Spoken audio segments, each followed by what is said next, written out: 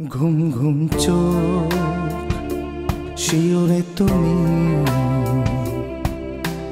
চোখের পাতা বোঝনি দেখেছি নির্ঘুম তোমায় যতবার চোখ মেলেছি আদরে মমতার চাদরে ছিলে আছো তুমি জানি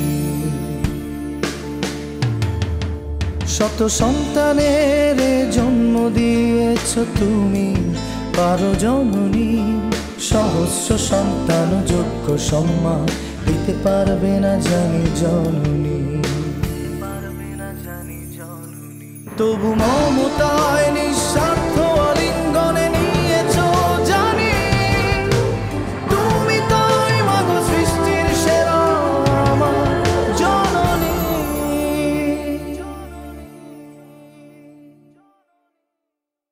এসব তুই কি বলছিস আমার? ভাবি ভাবি প্লিজ আম্মুকে একটু বলো না যে করে হোক সর্বনাশটা থামাতে হবে, নাহলে আমি কিন্তু নিজে গিয়ে। না না, আম্মা যদি কিছু না করে তাহলে আমি যাবো আশিদের বাড়িতে। এবার না আমি আমার ফিউচারটাকে খুব ভালো দেখতে পাচ্ছি, সেটা যেরকম অন্ধকারে ছিল তেমনই থেকে যাবে। আশির বাবা তো তার মেয়েটাকে পানিতে ভাসিয়ে দিচ্ছে। একটা বয়স্ক 3 বাচ্চা বাবার সাথে তার বিয়ে ঠিক করেছে, সেই লোক তো আশির বাবার বয়সী। রেশমা, এই বিষয়গুলো একেবারেই ওদের নিজেদের, এর মধ্যে আমাদের না যাওয়াই ভালো। কিন্তু প্লিজ প্লিজ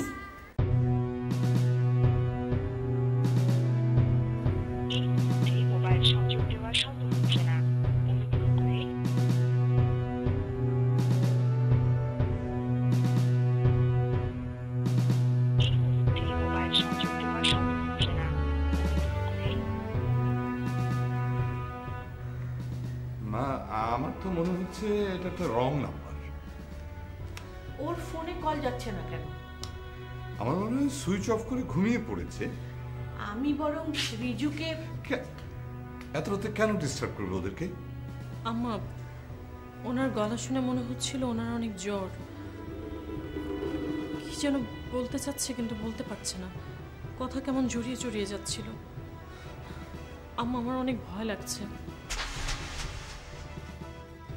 আরে বেচারা ওখানে একা অসুস্থ হয়ে পড়ে আছে, আল্লাহ জানে কি অবস্থা।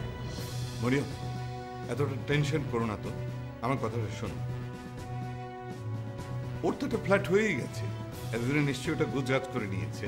কি যে বলো না, বাড়িতে একটা মেয়ে না থাকলে ঘর গোছানো হয়? তোমারই তো ছেলে, একেবারে বহেমিয়ান।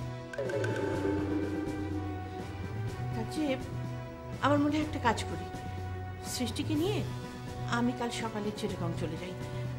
একদিন না একদিন তো ওকে যেতেই হতো।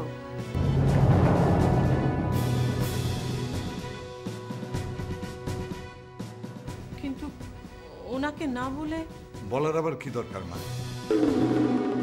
তুমি তো তোমার স্বামীর কাছেই যাচ্ছ, গিয়ে সারপ্রাইজ দিয়ে দিলে।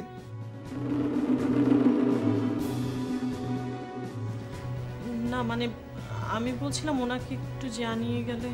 আই মেয়ে, কি বলবো আর কি বলবো না এগুলো তোমার কাছে শিখতে হবে। আমরাই তো ঠিক করব। আরে বাবা, যেতে বলছি যাও, হু হ্যাঁ না এগুলো কেন বলছো এখন? না না মরিয়ম, ও বলতে চাচ্ছে যে আগে জানিয়ে গেলে ভালো হয়। আচ্ছা ঠিক আছে, চলো আমরা তিনজনই যাই, আমাদের বেড়ানো হয়ে যাবে। আর ওখানে আমার এক ফ্রেন্ডের বাড়ি আছে, ওর সঙ্গে অনেকদিন দেখা হয় না, গেলে দেখা হয়ে যাবে। বোমা, তুমি যাও, রোজগার করে নাও, কাল সকালে রওনা করো। আপু, আপনি কোথায় যাচ্ছেন? ও বোমা, ওই সৃষ্টিকে নিয়ে আমরা চিটাগাং যাব, সাগরের ওখানে।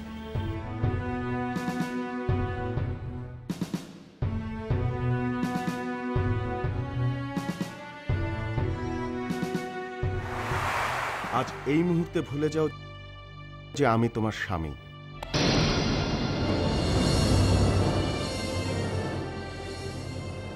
তুমি আমার স্ত্রী।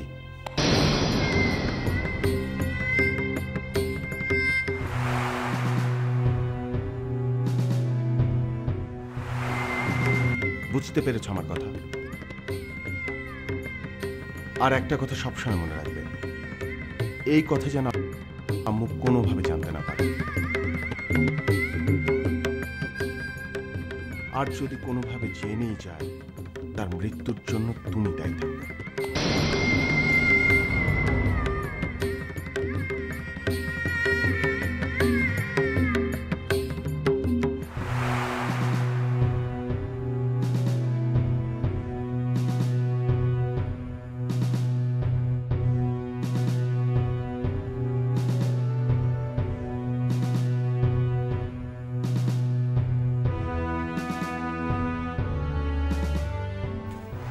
দেখো শাকির, আমি তোমার মাকে সবসময় সম্মান করি, ভীষণ ভীষণ সম্মান করি।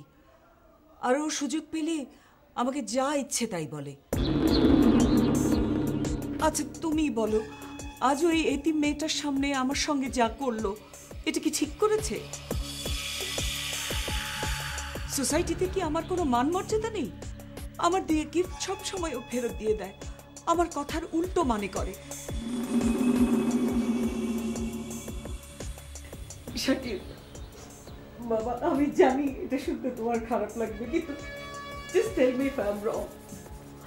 আমার মেয়ে যে বাড়ির বউ, সে বাড়ির সবাইকে আমি সুখী দেখতে চাই, আপন মনে করে এসব গিফট দেই। আল্লাহ, আমি কি পাপ করে ফেলেছি? মম মম মম প্লিজ আপনি কাঁদবেন না, প্লিজ। আম্মু আজকে যেটা করেছে ভুল করেছে, এটা আমার একেবারে করা উচিত। আম্মু কেন এসব করেন সেটা তুমি বোঝো শাকির। নিজের অক্ষমতাকে চাপা দেবার জন্য এসব করেন। দেখলে না, তোমাকে টাকা দেবার কথা বলে সেই টাকা সাগরকে পাঠিয়ে দিলেন। একটা জমি ছিল, সেটা বিক্রি করার কথা ছিল, কই বিক্রি তো করা গেল না। চাইলে আবার বিক্রি করা যায় না, এটা কখনো হয় নাকি? আমাকে তো আর কেউ বলবে না। আমার তো কত চেনা জানা আছে এই সিটি কর্পোরেশনে, তারপর রেজিস্ট্রি অফিসে।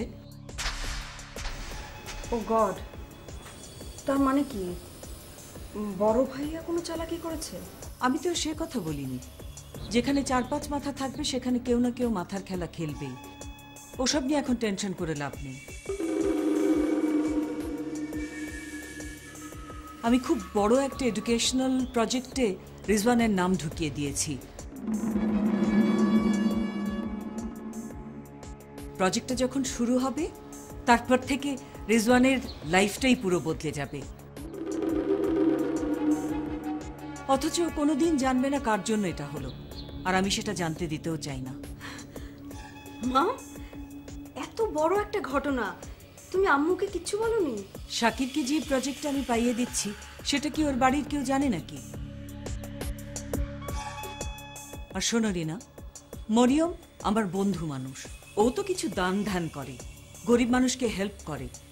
এটা তো বাইরের কেউ জানতো না, আমরা যারা কাছের মানুষ শুধু তারাই জানতাম। এখন কিন্তু সোসাইটিতে মরিয়মের অনেক নাম হয়েছে, বড় বড় সেবামূলক প্রতিষ্ঠান মরিয়মের নাম জানে, লোকজন ওর কথা বলে, তোরা জানিস না। এটাও কিন্তু আমিই করিয়ে দিয়েছি। এখন কি ঢাকঢোল পিটিয়ে আমি ওকে বলতে যাব নাকি যে মরিয়ম, এসব কিন্তু পেছন থেকে আমিই করিয়ে দিয়েছি? আর ও যখনই সুযোগ পায় আমার গালে চড় মারে। ঠিক আছে ভাই, তুই বন্ধু মানুষ, তোর যা ভালো মনে হয় তুই তাই কর। মেয়েকে যখন ওর হাতে তুলে দিয়েছি, তখন তো আমার মুখ বুঝে সব সহ্য করতেই হবে।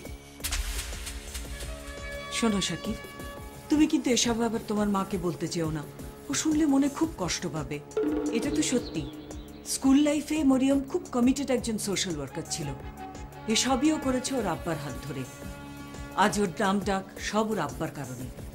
ও মাম, তোমাকে তো আসল কথা বলাই হয়নি। শাকির কিন্তু তোমাকে সরি বলার জন্য এসেছে। কেন? মরিয়ম কি ওকে প্রজেক্টটা করতে না করে দিয়েছে? না মম, মম আসলে আজ আমাদের বাড়িতে যেটা ঘটেছে, দ্যাট ওয়াজ আনপ্লেজেন্ট। শাকির মাই সান, তুমি টেনশন করছো কেন? আমরা দুই বন্ধুর মধ্যে কথা কাটাকাটি হয়েছে, তার উপরে সবচেয়ে বড় কথা হচ্ছে আমরা দুজন বেআইন।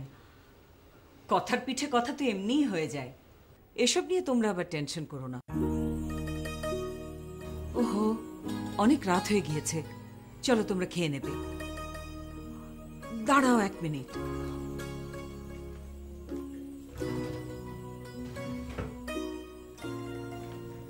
এই আংটিটা তোমরা সৃষ্টিকে দিয়ে দিও। আফটার অল ও আজকে বেস্ট ডান্সার হয়েছে নাকি? ওর সঙ্গে তো আমি আনফেয়ার কিছু করতে পারি না, তাই না? না হলে বলবে ও এতিম বলে, ওর বাপ মা কেউ নেই বলে আমরাও সবাই ওর সঙ্গে অবিচার করছি। সেটা তো আর করা যায় না। এই নাও।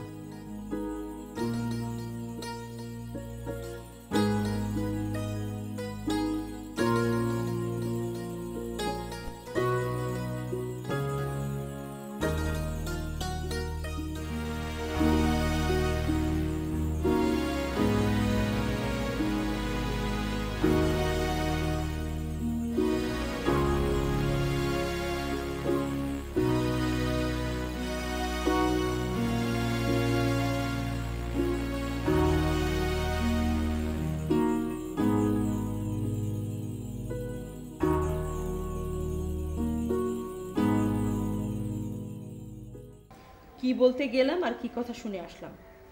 গেলাম আশির ব্যাপারে কথা বলতে, গিয়ে সৃষ্টির প্রবলেম শুনে আসলাম। তোমরা মেয়েরা ছোট ছোট বিষয় এত পেঁচাতে পারো না। আশ্চর্য, আমি আবার কি করলাম? ওই ফোন কলটা তো রং নাম্বারও হতে পারে, আর না হয় না হলো, তাতে কি হয়েছে? বন্ধুদের সঙ্গে একটু একটু খেয়েছে, দ্যাটস ইট। মানে? আহা রেশমা, তুমি বোঝো না কেন? ও ইয়াং ছেলে, একা একা থাকে, এরকম ইটস কোয়াইট ন্যাচারাল। কর্পোরেট ওয়ার্ল্ডে এগুলো তো দুধ ভাত। সন্ধে লাগতে না লাগতেই ওদের পার্টি, ড্রিঙ্কস এগুলোর জন্য ওরা পাগল হয়ে ওঠে। সেখানে বন্ধুদের চাপে হয়তো আর 2-1 প্যাক খেয়েছে। আশ্চর্য, কি বলছো তুমি? সাগর দূরে আছে তাই ও ড্রিঙ্ক করবে আর আমরা কিছুই বলতে পারবো না? আম্মা যদি এই কথা একবার শুনে না, সে মারা যাবে। তুমি সাগরকে ফোন দাও, এখনই ফোন দাও, আমি ওর সাথে কথা বলবো। দরকার হলে আমি ওর কান টেনে নিয়ে আসবো এখানে। তুমি বেচারির কান ধরে কত কিলোমিটার নিয়ে আসবে? শোনো, কিছু কিছু রিয়ালিটি মেনে নিতে হয়, এটা বুদ্ধিমানের কাজ। সরি বলো, সরি বলো, এটা আমি কখনোই মানবো না। এর জন্য আব্বা আম্মা ডিসিশন নিয়েছে সৃষ্টিকে সাগরের কাছে দিয়ে আসবে, সেটাই ভালো হবে। বউ কাছে গেলে তখন তার সময়, টাকা পয়সা সব হিসেব নিবে।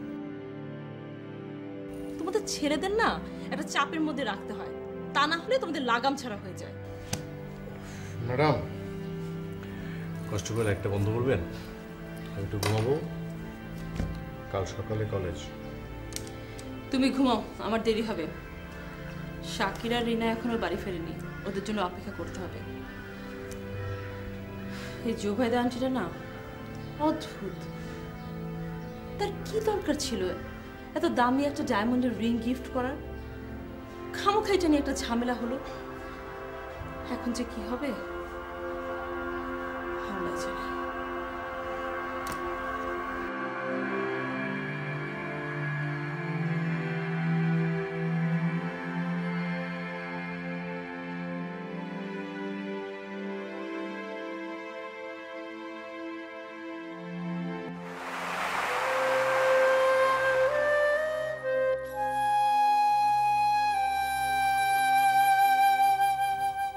না না, ও নিজে থেকে আমাকে যেতে না বললে আমার ওখানে যাওয়া ঠিক হবে না। সকালে উঠে আমি আম্মার সাথে কথা বলবো, ওনাকে বোঝাতে হবে।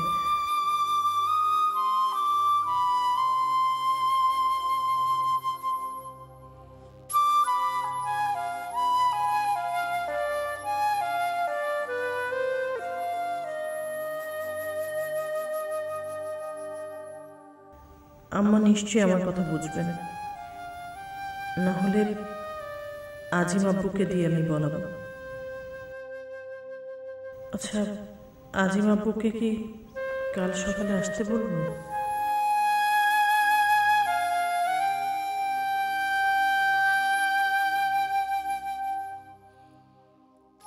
ওদিকে যদি সত্যি সত্যি ওর জ্বর হয়, অসুখে পড়ে থাকে, হায় আল্লাহ, আমি এখন কি করব?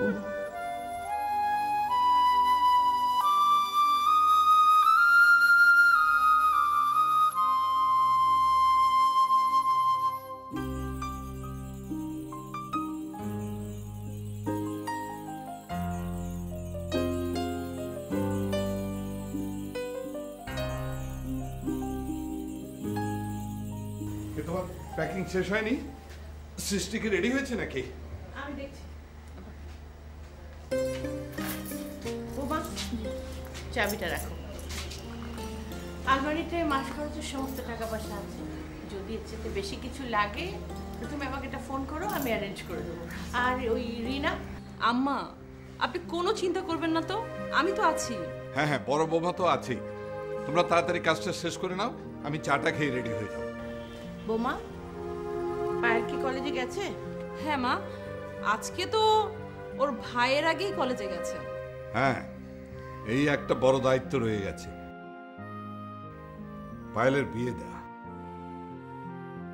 কি যে বলো না, আগে লেখাপড়া শেষ করুক, তারপর বিয়ে। মরিয়ম, মাঝে মধ্যে আমার দু একটা কথা মানলে কি হয়? আচ্ছা আব্বু, আপনি চা খান হয়ে যাচ্ছে তো।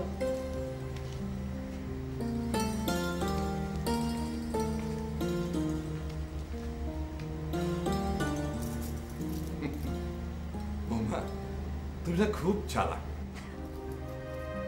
আমি তো তোমার শাশুড়ি কোনো কথায় দ্বিমত করি না, যদি মাঝে মধ্যে করেই ফেলি, তুমি কিন্তু চালাকি করে ঠিক সেটা সামলে নাও। আব্বু, আপনার কথা কিন্তু একদিক দিয়ে ঠিক, বাকি লেখাপড়াটা বিয়ের পরে করলে ক্ষতি কি? দাঁড়াও না, এবার চিটাগাং থেকে ফিরে আসি, তোমার শাশুড়িকে ঠিক বুঝিয়ে ছাড়বো।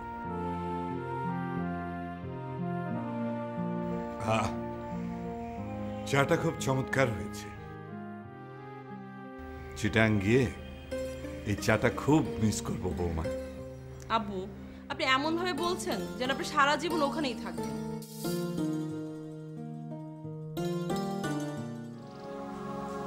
তুমি এখনো গোসল করনি? কি তোমার চোখ দুটো এত লাল কেন? রাতে ঘুম হয়নি না? যাও গোসলটা করে। আম্মা, আম্মা প্লিজ, আম্মা আমি বলছিলাম ওকে একবার জিজ্ঞেস করুন, পরে যদি আবার রেগে যায়। পাগলি মেয়ে, রাখবে কেন? নিজের বউকে দেখে কেউ রাগে? খুশি হবে আর মনে মনে আমাদেরকে থ্যাঙ্কস দেবে।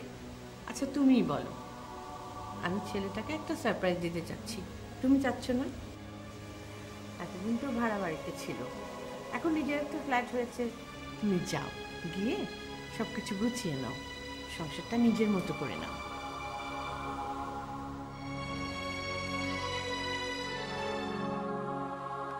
যাও, তাড়াতাড়ি রেডি হয়ে নাও। তোমার শ্বশুর একবার জুতো পরে নিলে 1 মিনিটও কাউকে দেবে না, 1 সেকেন্ড পর পর বলবে মেয়েদের নিয়ে আর পারা যায় না, 18 মাসে বছর। যাও রেডি হয়ে নাও, আমি তোমার প্যাকিংগুলো করে দিচ্ছি। না না, আপনি জান, আমি করে নিচ্ছি। তাড়াতাড়ি করো কিন্তু। দেখি শাকিরটা ঘুম থেকে উঠেছে কিনা, কাল যে কখন ফিরেছে রাতে জানি না। তাড়াতাড়ি করো।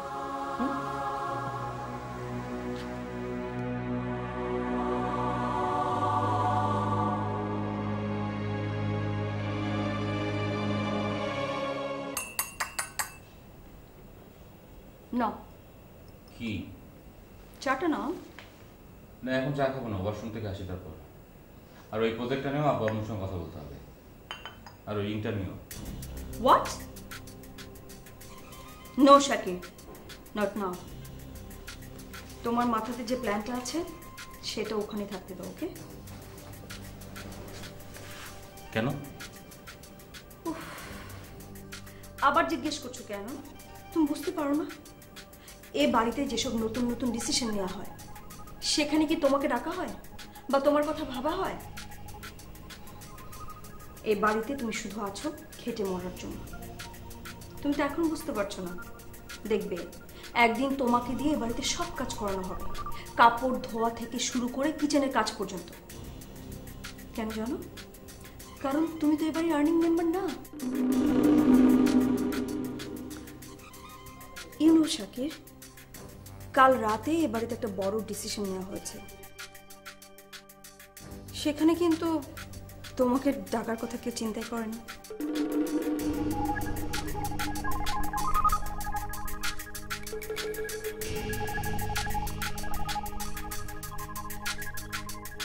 কি ডিসিশন?